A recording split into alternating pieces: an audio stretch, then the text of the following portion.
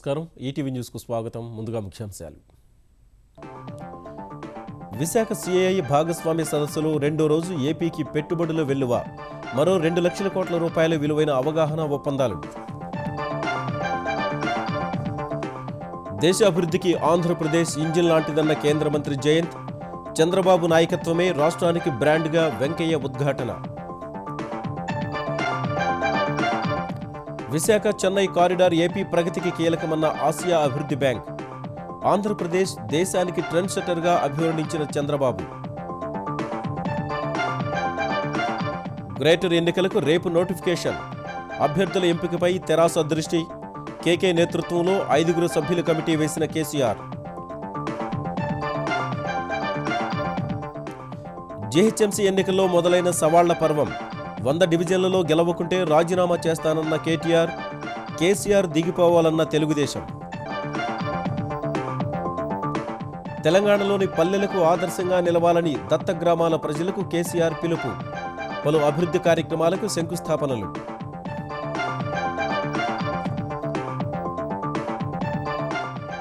బాలికలపై అత్యాచారం చేసే వారికి కఠిన శిక్ష అవసరమన్న సుప్రీంకోర్టు.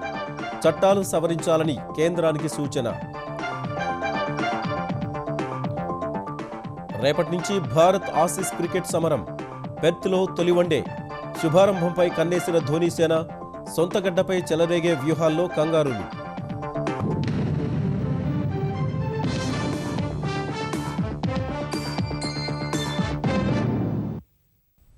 ఆంధ్రప్రదేశ్కు పెట్టుబడుల వెల్లువ కొనసాగుతోంది. విశాఖపట్నంలో నిర్వహిస్తున్న సిఐఐ భాగస్వామ్య సదస్సు రెండో రోజున ఐటీ, ఆహార శుద్ధి, రిటైల్ రంగాల్లో దాదాపు 2 లక్షల కోట్ల రూపాయల పెట్టుబడులకు వివిధ సంస్థలు ముందుకొచ్చాయి.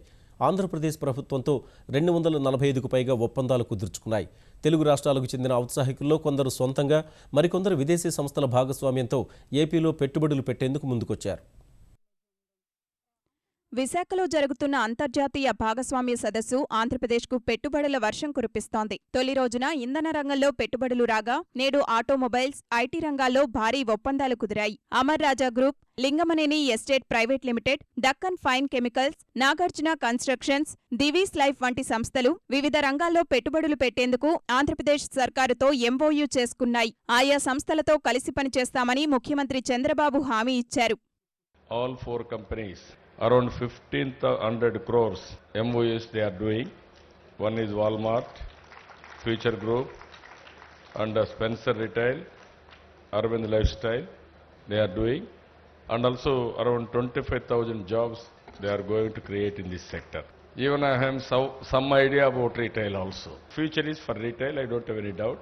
ఆహార శుద్ధి రంగంలోనూ పెట్టుబడులు భారీగా తరలివచ్చాయి. ఈ రంగం వల్ల గ్రామీణ ప్రాంత ప్రజలకు ఉపాధి దొరుకుతుందని ముఖ్యమంత్రి చంద్రబాబు అభిప్రాయపడ్డారు. I am very happy.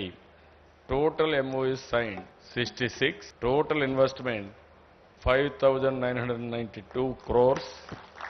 Employment is going to be generated 78,650. All over the world, people are searching for India for all development, even agro processing. They need some partners, local partner. If you can associate with them, automatically they will come back. Again, you have to maintain credibility. భాగస్వామ్య సదస్సులో ఆంధ్రప్రదేశ్ ప్రభుత్వంతో పలువురు తెలుగు పారిశ్రామికవేత్తలు, సంస్థలు అవగాహన ఒప్పందాలకు ముందుకొచ్చాయి. Amararaja group next 3 to 5 years లోపల 5,000 crores ఇన్వెస్ట్మెంట్స్ పెడుతున్నామని మాకు ప్లాన్స్ ఉన్నాయి. అది అక్రాస్ వేరియస్ సెక్టర్స్. బ్యాటరీస్ అనేదే కాదు, electronics, power electronics, food processing, refrigeration, ఇలాగ we have identified several different places. So we're signing MOU. State గవర్నమెంట్తో ఈరోజు ఎంఓయూ సైన్ చేస్తున్నాము. 5,000 crores ఇన్వెస్ట్మెంట్స్ చేయబోతాము. MOM Engineering and Equipment investment, it is around 200 crores. Today we enter into MOU. So MOU అంటే మేము 1,200 crores తోటి అది agro chemicals and fine chemicals తయారు చేస్తున్నాం. జపాన్ మిత్సుబిషి వాళ్ళు జాయింట్ వెంచర్ అండి. మినిస్ట్రీ ఆఫ్ ఫుడ్ ప్రాసెసింగ్ సెక్టర్లో మేము ఒక అగ్రిమెంట్ సైన్ చేసాం. 125 కోట్ల రూపాయలు విలువ చేసే ఒక ప్రాజెక్టు శ్రీకాకుళం లావేరు మండలంలో తావాడ్ అనే గ్రామంలో పెడుతున్నాం. సో సెల్కాన్ తరపు నుండి జాయింట్ వెంచర్గా కొన్ని మొబైల్కి సంబంధించిన కాంపోనెంట్ ఇండస్ట్రీ వాళ్ళతో ఈరోజు గవర్నమెంట్ ఆఫ్ ఆంధ్రప్రదేశ్తో ఎంఓఐ చేసుకోవడం జరుగుతుంది. మొట్టమొదటిగా ఈ బ్యాటరీ ఇండస్ట్రీని సైమన్ ఫ్రమ్ ఓవో అనే కంపెనీ ద్వారా చేయడం జరుగుతుంది. బ్యాటరీతో పాటు ఇంకొక కంపెనీ కూడా ముందుకు రావడం జరిగింది. వాళ్ళు they are very big in terms of charger manufacturing in China. దాంతోపాటు మరొక ఇండస్ట్రీ ప్లాస్టిక్ మౌల్డ్ అండ్ ఇంజెక్షన్కి సంబంధించిన కంపెనీ కూడా ఒకటి రావడం జరుగుతుంది. భాగస్వామ్య సదస్సులో 2 లక్షల కోట్ల రూపాయల పెట్టుబడులు వస్తాయని ఆంధ్రప్రదేశ్ సర్కార్ అంచనా వేయగా ఊహించని స్థాయిలో ఒప్పందాలు కుదురుతున్నాయి. ఈ సదస్సు ముగిసే నాటికి మొత్తం 5 లక్షల కోట్ల రూపాయల పెట్టుబడులు వచ్చే అవకాశాలు ఉన్నాయని భావిస్తున్నారు. సువిశాలమైన తీరం, అద్భుతమైన నౌకాశ్రయాలు, రహదారులు, నైపుణ్య వనరులున్న నవ్యాంధ్రలో పెట్టుబడులు పెట్టి అభివృద్ధిలో భాగస్వాములు కావాలని ముఖ్యమంత్రి చంద్రబాబు దేశ విదేశీ ప్రతినిధుల్ని ఆహ్వానించారు. పెట్టుబడులు పెట్టేందుకు అనువైన రంగాలను వివరించిన ముఖ్యమంత్రి సమ్మిళిత అభివృద్ధికి కట్టుబడి ఉన్నామన్నారు. ఆంధ్రప్రదేశ్ను దేశానికి వృద్ధి యంత్రంగా కేంద్ర ఆర్థిక శాఖ సహాయ మంత్రి జయంత్ సిన్హా అభివర్ణించగా నవ్యాంధ్రలో సానుకూలతను అనుకూలంగా మలుచుకోవాలని మరో కేంద్ర మంత్రి వెంకయ్యనాయుడు పిలుపునిచ్చారు. విశాఖ చెన్నై కారిడార్ ఆంధ్రప్రదేశ్ ఆర్థికాభివృద్ధిలో కీలకమని ఆసియా అభివృద్ధి బ్యాంక్ స్పష్టం చేసింది. విశాఖలో జరుగుతున్న భాగస్వామ్య సదస్సు 2వ రోజున నవ్యాంధ్రలో ఉన్న అపార అవకాశాల్ని అందిపుచ్చుకోవలసిన రంగాల్ని ఆంధ్రప్రదేశ్ ప్రభుత్వం వ్యాపారవేత్తల ముందు ఆవిష్కరించింది. 2030 నాటికి $16,500 తలసరి ఆదాయమే లక్ష్యంగా పనిచేస్తున్నామని ముఖ్యమంత్రి చంద్రబాబు వివరించారు. There are so many advantages.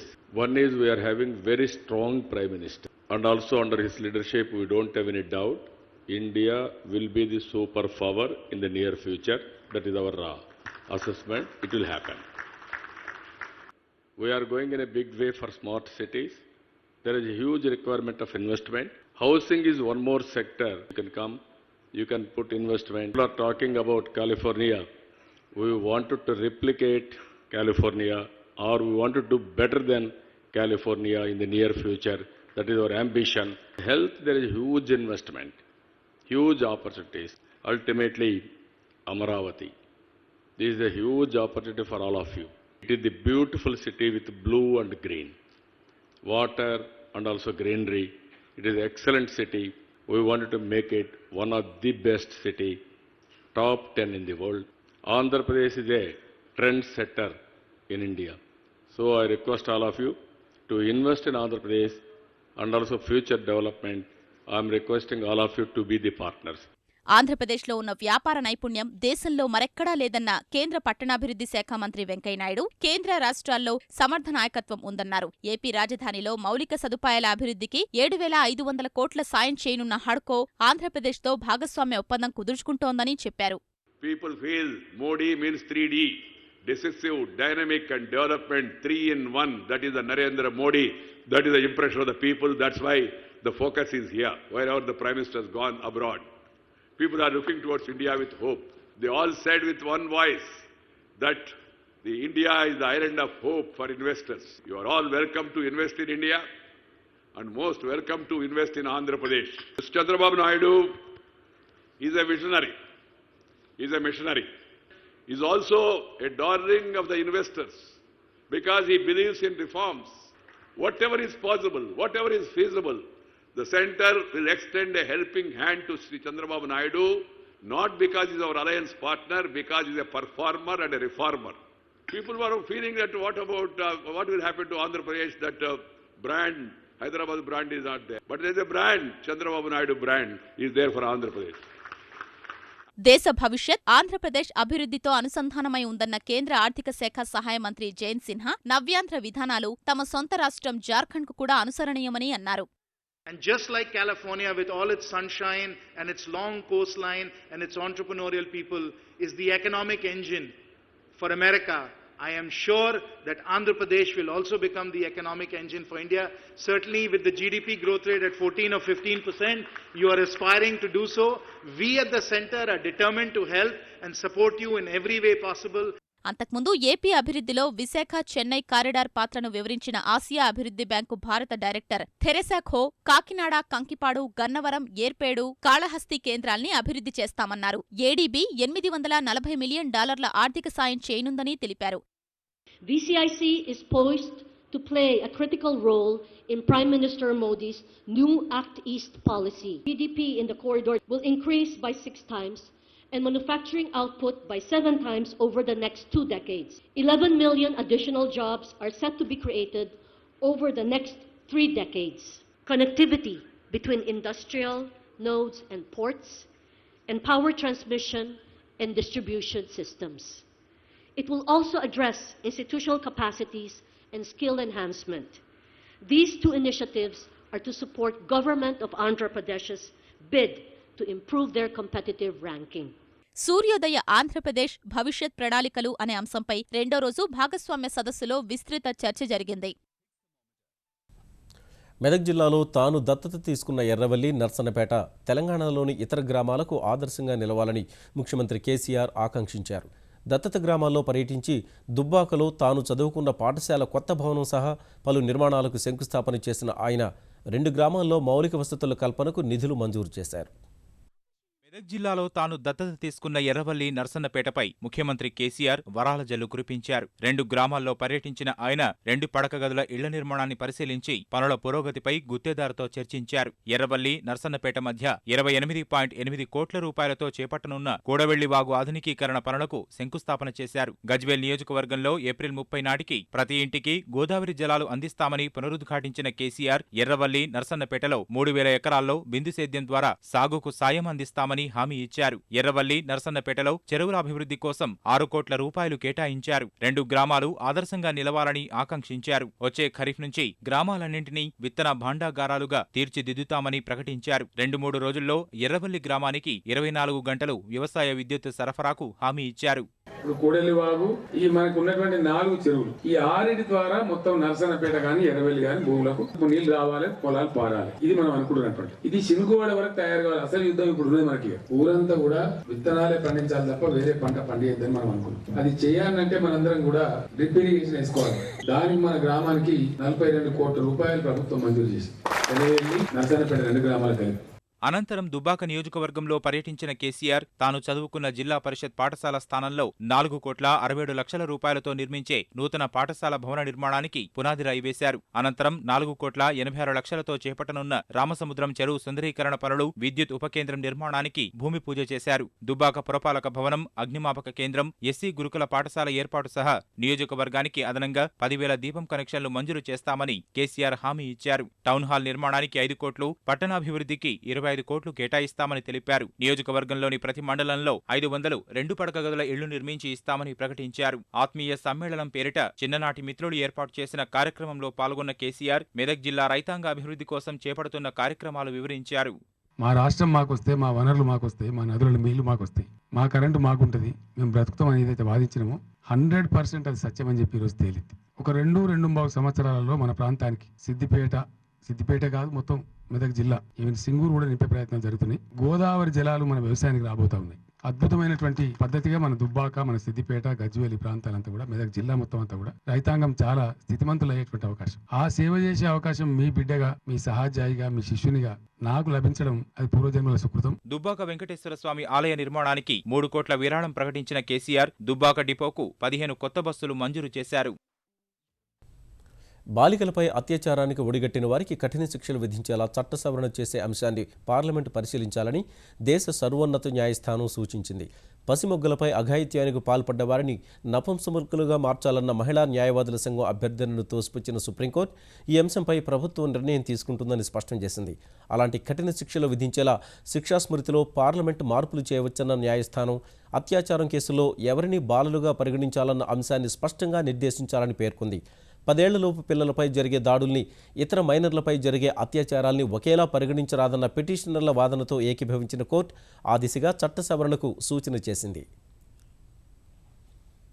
Pathankot ఉగ్రదాడి ఘటనపై దర్యాప్తు ముమ్మరం చేసిన జాతీయ దర్యాప్తు సంస్థ ఉగ్రదాడి జరిగిన ప్రాంతంలో ఓ AK-47 మొబైల్ ఫోన్, బైనాక్యులర్ స్వాధీనం చేసుకుంది. చనిపోయిన ఉగ్రవాదులకు సంబంధించి సమాచార సేకరణకు ఇంటర్పోల్ ద్వారా బ్లాక్ కార్నర్ నోటీస్ జారీ చేయడానికి ప్రయత్నిస్తున్న జాతీయ దర్యాప్తు సంస్థ NIA పఠాన్కోట్ దాడికి ముందు రోజు ఉగ్రవాదులు అపహరించి తర్వాత వదిలిపెట్టిన గురుదాస్పూర్ మాజీ ఎస్పీ సల్విందర్ సింగ్, ఆయన వంట మనిషి, స్నేహితుడిని ఇవాళ కూడా ప్రశ్నించింది. ప్రస్తుతం పంజాబ్ ఆర్మ్డ్ పోలీస్ 75వ బెటాలియన్లో అసిస్టెంట్ కమాండెంట్గా ఉన్న సల్విందర్ చెప్పిన సమాధానాలపై అనుమానాలు వ్యక్తం చేస్తున్న అతడికి నిజ నిర్ధారణ పరీక్ష చేసేందుకు సన్నాహాలు చేసుకుంటోంది. పఠాన్కోట్ ఉగ్రదాడికి సంబంధించి పాక్లో తనిఖీలు కొనసాగుతున్నాయి. ఇప్పటికే కొంతమందిని పాక్ పోలీసులు అరెస్టు చేసినట్లు నిఘా వర్గాలు తెలిపాయి. ముష్కరులు మాట్లాడిన పాకిస్తాన్లోని వ్యక్తులకు సంబంధించి భారత్ అందించిన ఫోన్ నంబర్ల ఆధారంగా గుజ్రన్వాలా, జీలం, బాహావల్పూర్ తదితర జిల్లాల్లో సోదాలు నిర్వహించిన పాక్ పోలీసులు కొంతమందిని అదుపులోకి తీసుకున్నట్టు తెలుస్తోంది. ఉగ్రదాడిలో వారి పాత్ర, సహకారంపై దర్యాప్తు సాగుతోంది. మరోవైపు పఠాన్కోట్ దాడిపై విచారణకు పాక్ ప్రధాని నవాజ్ షరీఫ్ సంయుక్త దర్యాప్తు బృందం JITని ఏర్పాటు చేశారు. ఈ బృందంలో నిఘా సంస్థలు IB, ISI, సైనిక నిఘా వ్యవస్థ MIకి చెందిన అధికారులు సభ్యులుగా ఉంటారని తెలిపింది. హైదరాబాద్ మహానగర పాలక సంస్థ ఎన్నికలకు రేపు నోటిఫికేషన్ వెలువడనుండగా ఈ ఎన్నికల్లో అభ్యర్థుల ఎంపికపై తెరాస దృష్టి సారించింది. ఈ మేరకు రాజ్యసభ సభ్యుడు K. కేశవరావు నేతృత్వంలో ప్రభుత్వ ముఖ్య సలహాదారు D. శ్రీనివాస్, ఉప ముఖ్యమంత్రి కడియం శ్రీహరి, మంత్రులు KTR, ఇంద్రకరణ్ రెడ్డిలతో 5 సభ్యుల కమిటీని ప్రకటించారు. అభ్యర్థుల ఎంపిక నిష్పాక్షికంగా ఉండాలనే నగరానికి చెందిన వారికి కమిటీలో చోటు కల్పించలేదని తెరాస ఓ ప్రకటనలో తెలిపింది. పార్టీ సర్వేలు, సంప్రదింపుల ద్వారా ఈ కమిటీ సభ్యులు అభ్యర్థుల్ని ఎంపిక చేస్తారని వివరించింది. అభ్యర్థుల ఎంపికకు సంబంధించి GHMC పరిధిలోని మంత్రులు, ఎమ్మెల్యేలు, ముఖ్య నాయకులతో కమిటీ సభ్యులు చర్చిస్తారని వెల్లడించింది. హైదరాబాద్ మహానగర పాలక సంస్థ ఎన్నికల ప్రచారం ప్రధాన పక్షాల మధ్య విమర్శలను దాటి సవాళ్లకు చేరుకుంది. ఈ ఎన్నికల్లో తెరాస 100 డివిజన్లతో జైభేరి మోగిస్తుందన్న తెలంగాణ IT, పంచాయతీరాజ్ శాఖ మంత్రి KTR అదే జరగకుంటే తాను మంత్రి పదవికే రాజీనామా చేస్తానని ప్రకటించారు. తెరాస విజయం సాధిస్తే విపక్ష పార్టీల నాయకులు తమ పార్టీ పదవులకు రాజీనామాలు చేస్తారా అని సవాల్ విసిరారు. తెలంగాణ వర్కింగ్ జర్నలిస్ట్ యూనియన్ ఏర్పాటు చేసిన మీట్ ద ప్రెస్లో మాట్లాడిన KTR తెరాస ఎన్నికల ఎజెండా, ప్రభుత్వ కార్యక్రమాలను వివరించారు. వరంగల్ ఉప ఎన్నిక 14 లక్షల మంది ఓటేసే ఎన్నిక కాబట్టి తప్పకుండా రెఫరెండంగా చూస్తామని చెప్పారు. కానీ హైదరాబాద్ ఎన్నిక మీరు గమనించినట్టయితే ఇది మొత్తం 150 డివిజన్ల పరిధిలో ఒక్కో డివిజన్లో 45,000 మంది వేసే స్థానిక సంస్థల ఎన్నిక నిజంగా చెప్పాలంటే. అయినప్పటికీ కూడా హైదరాబాద్ నగరంలో తప్పకుండా మేము గెలుస్తామని నేను చెప్తున్నా. గెలవకపోతే హైదరాబాద్ మేయర్ పీఠం మీద గులాబీ జెండా ఎగరకపోతే నేను నా మంత్రి పదవికి రాజీనామా చేస్తా. విపక్ష పార్టీలు ముందుకు వచ్చి నైతిక బాధ్యత వహిస్తారని నేను అడుగుతాను. గ్రేటర్ ఎన్నికల్లో 100 డివిజన్లు గెలుచుకోకుంటే మంత్రి పదవికి రాజీనామా చేస్తానని KTR విసిరిన సవాల్పై తెలుగుదేశం ఘాటుగా స్పందించింది. 100 డివిజన్లు గెలవకుంటే కేసీఆర్ కూడా రాజీనామా చేస్తారా అని తెలుగుదేశం తెలంగాణ శాసనసభాపక్ష నేత ఎర్రబెల్లి దయాకర్రావు ప్రతి సవాల్ విసిరారు. గ్రేటర్ ఎన్నికల్లో తెరాస ఎన్నికల సంఘాన్ని కూడా తప్పుదోవ పట్టించే విధంగా అధికార దుర్వినియోగానికి పాల్పడుతోందని పార్టీ నేతలతో కలిసి గవర్నర్కు ఫిర్యాదు చేసినట్టు చెప్పిన ఎర్రబెల్లి వార్డుల విభజన, రిజర్వేషన్ల ఖరారులో అధికార దుర్వినియోగానికి పాల్పడ్డారని ఆరోపించారు. గవర్నర్ తన అధికారాలు వినియోగించి ప్రభుత్వానికి కనువిప్పు కలిగే నిర్ణయాలు తీసుకోవాలని కోరినట్లు చెప్పారు. మీ అయ్యే గతంలో మెడకాయ కోసుకుంటా దళిత ముఖ్యమంత్రికి ఇవ్వకపోతాను మాట మీద నిలబెట్టుకోలేదు. దళిత ముఖ్యమంత్రి చేయలేదు, ఆ మెడకాయ నరుక్కోలేదు. మీ మాటలు ఎవడు నమ్ముతాడు? ముఖ్యమంత్రికి మన మేయర్ పీఠాన్ని కైవసం చేసుకుంటానంటాను. అది సొంతంగా 100 సీట్లు గెలిచేది ఉంటే అయ్యా కొడుకులను ముందుకు రమ్మంటున్నా. అయ్యా కొడుకులు 2 రాజీనామా చేస్తామని 100 సీట్లు గెలవకపోతే ఆ మాట మీద ముందుకు రండి. తెలుగుదేశం పొట్టి ఏ ఛాలెంజ్కైనా సిద్ధంగా ఉన్నాం. చంద్రన్న సంక్రాంతి కానుక పంపిణీకి సంబంధించి ఈ-పాస్ మిషన్లలో తలెత్తిన సర్వర్ సమస్య పరిష్కారమైందని ఆంధ్రప్రదేశ్ పౌర సరఫరాల శాఖ మంత్రి పరిటాల సునీత తెలిపారు. అనంతపురం జిల్లా చెన్నై కొత్తపల్లి మండలం ముష్టికోవెల గ్రామంలో జన్మభూమి కార్యక్రమంలో పాల్గొన్న ఆమె ఆంధ్రప్రదేశ్లో కొత్త రేషన్ కార్డుదారులతో కలిపి మొత్తం 1,40,00,000 మందికి చంద్రన్న కానుక అందజేస్తున్నట్లు తెలిపారు. అదే కాకుండా ఈ నెల చంద్రన్న సంక్రాంతి కానుక సర్వర్ డౌన్ అయ్యి కొన్ని ప్రాబ్లమ్స్ వచ్చాయి. ఇప్పుడు సర్వర్లు కూడా బాగా సాల్వ్ అయినాయి. ఇప్పటిదాకా దాదాపు 90 లక్షల మందికి పైన చంద్రన్న కానుకలు అందించాం. ఎవరైతే లేని వాళ్ళు ఉన్న ప్రతి ఒక్కరు కూడా వెళ్ళి చంద్రన్న సంక్రాంతి కానుక తీసుకోవాలని ప్రజలందరినీ నేను కోరుకుంటున్నా. ముంబై కాజీపేటల మధ్య వారానికి ఓసారి నడిచే ముంబై కాజీపేట ఆనందవన్ సూపర్ ఫాస్ట్ ఎక్స్ప్రెస్ను రైల్వే మంత్రి సురేష్ ప్రభు హైదరాబాద్లో ప్రారంభించారు. వీడియో మాధ్యమంలో కేంద్ర మంత్రి జెండా ఊపగానే ముంబై లోకమాన్య తిలక్ టెర్మినస్ నుంచి రైలు బయలుదేరింది.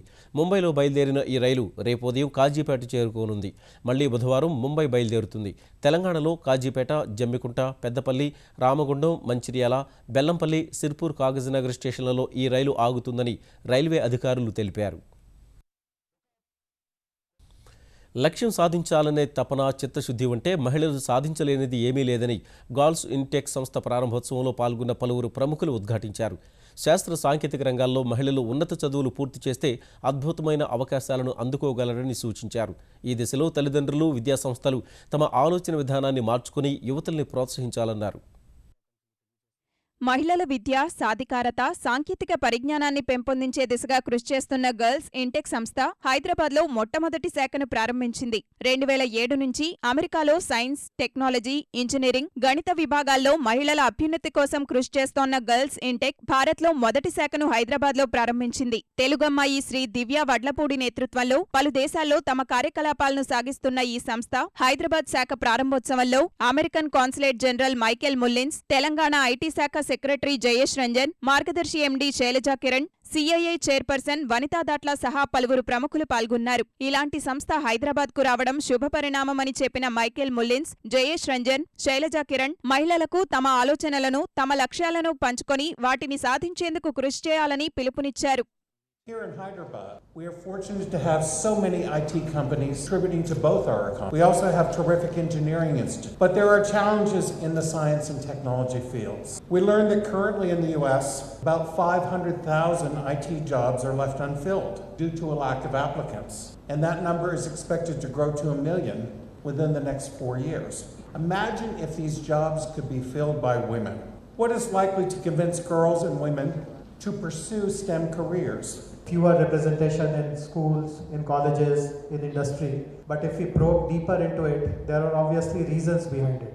Our prejudices, our mindsets, our attitudes, that there are certain areas which are not really suitable for girls, or girls really can't succeed in those areas. And as Michael also alluded, unless we sensitize the parents, unless we are able to bring about a change in their mindsets, we will continue to see this kind of a data for years to come. So if you're passionate, if you're focused, there's nothing that you cannot do. The parents need to give all the encouragement to the children, get them educated well. The family that she goes into, the girl child goes into, needs all the support. And finally, the institutions and organizations should not be gender biased, and it is up to you, individual, who will take on this challenge. Finally, the fire has to be in you, even if you are given the opportunity. Software రంగంపై చూపుతున్నట్టే science, సాంకేతిక పరిజ్ఞానం, engineering, గణిత విభాగాల్లో ఆసక్తి చూపితే మహిళలు అద్భుతాలు సృష్టించగలరని గర్ల్స్ ఇంటెక్ అధినేత దివ్య వడ్లపూడి అన్నారు. ఇలాంటి అవకాశాలను మహిళలకు అందించడమే తమ సంస్థ లక్ష్యమని చెప్పారు. We believe education and exposure should be meant for all, irrespective of their background. We at Girls in Tech would provide them with a start through our resources and events. We would want to benefit a lot of women, girls, and reach out to many more and bring together the best of resources at Girls in Tech and Silicon Valley and Indians' best resources for the benefit of many women and girls, and at the same time bridge the gap between Silicon Valley and India. Telugu Desam వ్యవస్థాపకుడు మాజీ ముఖ్యమంత్రి ఎన్టీఆర్ 20వ వర్ధంతిని పురస్కరించుకుని NTR trust ఈ నెల 18న తెలుగు రాష్ట్రాల్లో legendary రక్తదాన శిబిరాలు నిర్వహించనున్నట్లు ప్రకటించింది. ఎన్నో జీవితాలకు వెలుగునివ్వాలనే లక్ష్యంతో తెలుగు రాష్ట్రాల్లోని 200 కేంద్రాల్లో ఈ శిబిరాలు ఏర్పాటు చేయనున్నట్లు NTR trust managing trustee Nara Bhuvaneshwari చెప్పారు.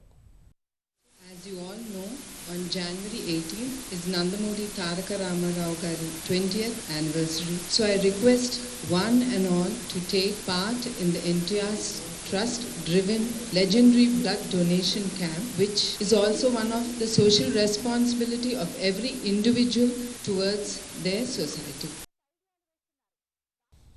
కేరళ శబరిమల ఆలయంలోకి మహిళల్ని ఎందుకు అనుమతించడం లేదని కేరళ ప్రభుత్వాన్ని సుప్రీంకోర్టు ప్రశ్నించింది. ప్రస్తుతం బాలికలు, ఋతుచక్రం నిలిచిన మహిళల్ని మాత్రమే లోపలకు అనుమతిస్తుండగా ఈ ఆచారం రాజ్యాంగబద్ధం కాదని వ్యాఖ్యానించింది. శబరిమల ఆలయంలోకి మహిళలందరినీ అనుమతించే విధంగా ఆదేశాలు ఇవ్వాలంటూ యువ న్యాయవాదుల సంఘం వేసిన వ్యాజ్యంపై విచారణ చేపట్టిన సుప్రీంకోర్టు ఈ మేరకు కేరళ ప్రభుత్వాన్ని ప్రశ్నించింది. గుడిలోకి వెళ్లేందుకు అందరికీ సమాన అవకాశం ఉండాలన్న కోర్టు గత 1500 ఏళ్లలో ఒక్క మహిళ కూడా శబరిమల ఆలయ ప్రాంగణంలోకి ప్రవేశించలేదన్న సమాచారం ఖచ్చితమైందేనా అని కేరళ ప్రభుత్వాన్ని ప్రశ్నించింది. తదుపరి విచారణ సుప్రీంకోర్టు ఫిబ్రవరి 8కు వాయిదా వేసింది. అంతర్జాతీయ విపణుల్లో ప్రతికూల పరిస్థితులు కొనసాగిన వేళ దేశీయ స్టాక్ మార్కెట్లు ఇవాళ కూడా నష్టాల్లోనూ ముగిశాయి. గత వారంలో 1227 పాయింట్లు నష్టపోయిన సెన్సెక్స్ ఇవాళ మరో 109 పాయింట్లు క్షీణించింది. ఈ ఉదయం 24,787 వద్ద ప్రారంభమైన సూచీ చైనా ఆర్థిక మందగమనం, ముడి చమురు ధరల తగ్గుదల మధ్య తీవ్రమైన అమ్మకాల ఒత్తిడికి గురైంది. ఓ దశలో 24,599 పాయింట్ల కనిష్ట స్థాయికి పతనమైంది. ఆ తర్వాత మెటల్, టెక్నాలజీ, బ్యాంకింగ్, ఐటీ, ఆరోగ్య రంగాల్లో వాటాలు కొనేందుకు మదుపరులు మొగ్గుచూపగా కోలుకున్న సూచీ 24,962 పాయింట్ల గరిష్ట స్థాయిని తాకింది. చివరిలో మళ్లీ అమ్మకాలు పెరిగి నష్టాల్లోకి మళ్లిన సూచీ చివరకు 24,825 వద్ద స్థిరపడింది. జాతీయ స్టాక్ ఎక్స్చేంజ్ సూచీ నిఫ్టీ 38 పాయింట్లు క్షీణించి 7,564 వద్ద ముగిసింది. ఈటీవీ న్యూస్ సమాప్తం. నమస్కారం.